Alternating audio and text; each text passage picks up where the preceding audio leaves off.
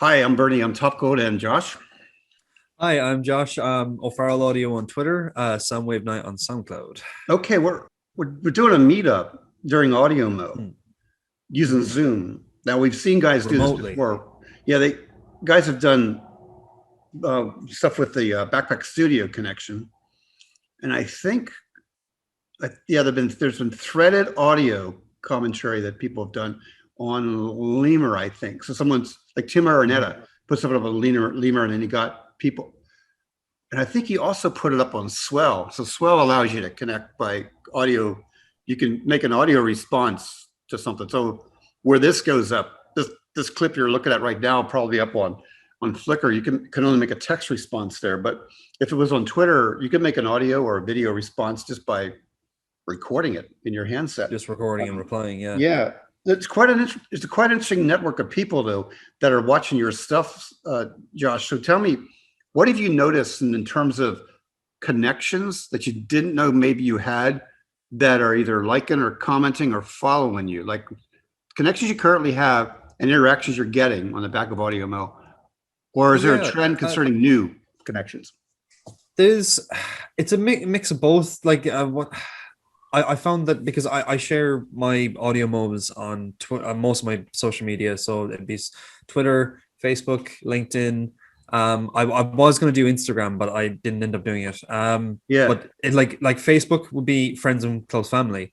LinkedIn, business partners, team members, and people in my kind of sector, which is Yeah. like the telecommunication space. And then Twitter is just random. Like it's just like I have people that are friends and family that I follow, and they follow me back.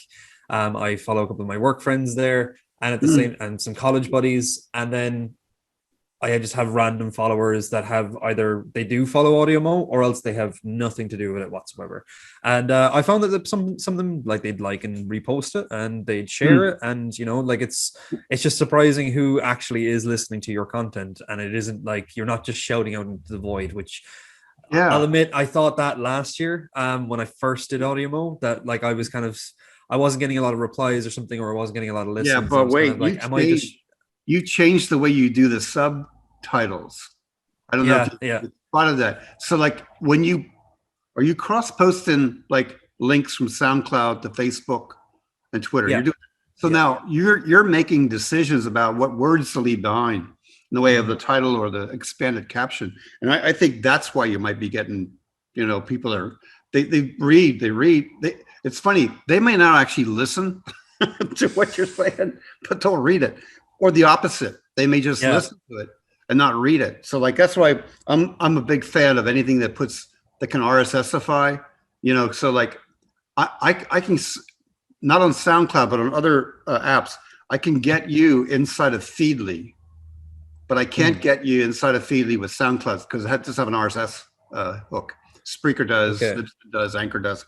They but if you had a rudimentary blog, a blogger or a Tumblr, that could come in, you know?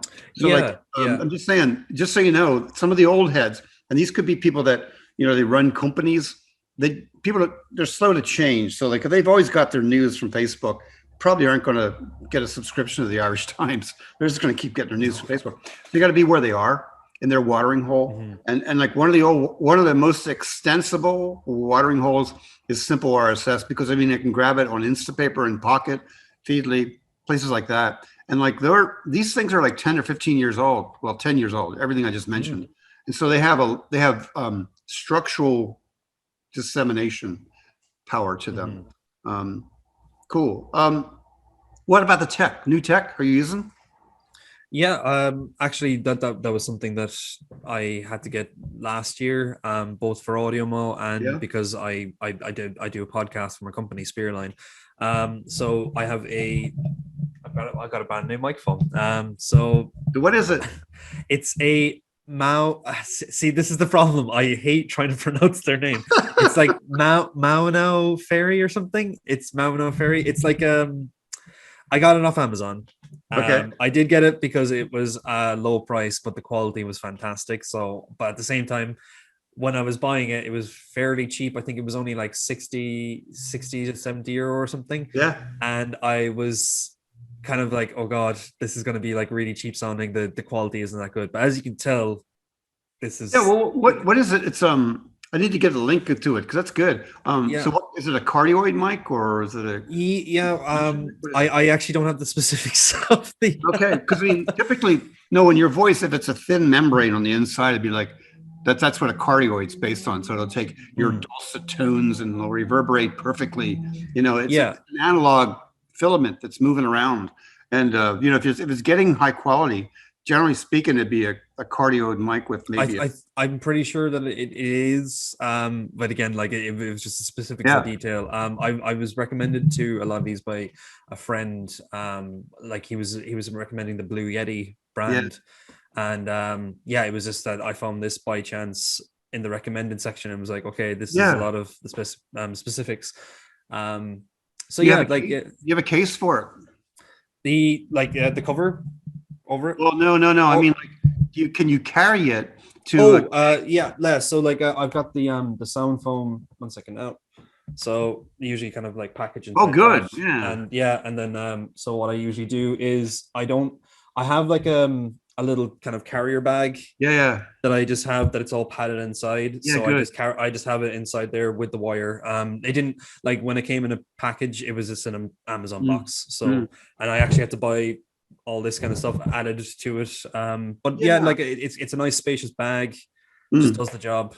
Well, Um, actually, get a flight case. They're like when Maplin was still in Ireland, you could buy these silver flight cases for a mm, tenner, and then mm, they got bigger and more expensive. But like, I'm telling you this from experience, walking into a venue with your little flight case with your mic can add €5 an hour to your fee because okay, great. people assume because whenever Jerry Ryan went out in the Roadcaster, he brought his mic from 2FM, and it was like Mm, a €1,400 mic.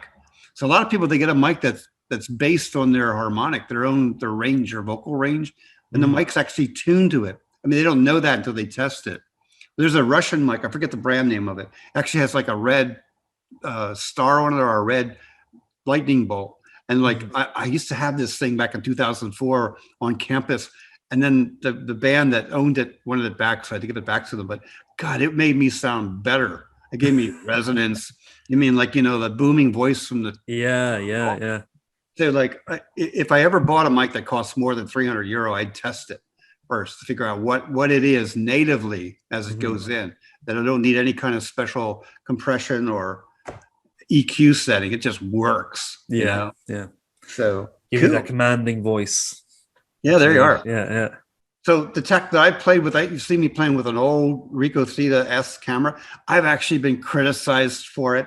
Somebody thought I bought it right then. I said, no, come on, years ago. Has all these scratches on it from guys who dropped it. Oh Jesus. And then that's all right. It's problems.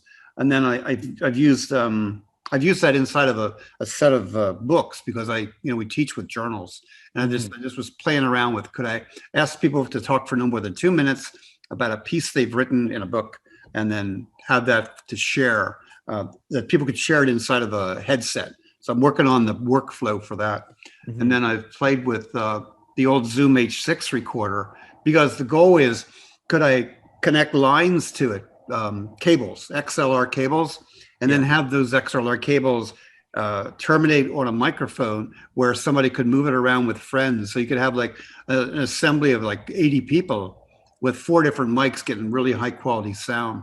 And I want to work that because we have that lecture hall. I want to be able to say, could I put 2 people left and right moving up and down and then moving the mics back and forth? And you can do it with a boom mic, but I And think it's kind of interesting to see, can you actually hold the mic and move it? yeah, move around and yeah. Yeah. Oh, okay. Cool. Yeah, that's actually a really interesting experiment. And like, would that be is there like that for the next semester, or is that for Maybe, when maybe. See, whenever we're it's in this mode. Are we going to separate, or are we going to be together?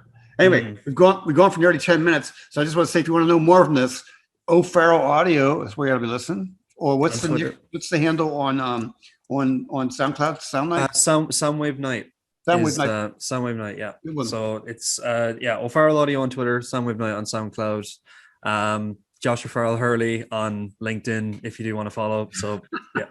We'll put them in the description. I'm Top Cool. Yeah. Thanks for listening to this stuff, guys. I know that it'll be powerful listening when you're on Rewind.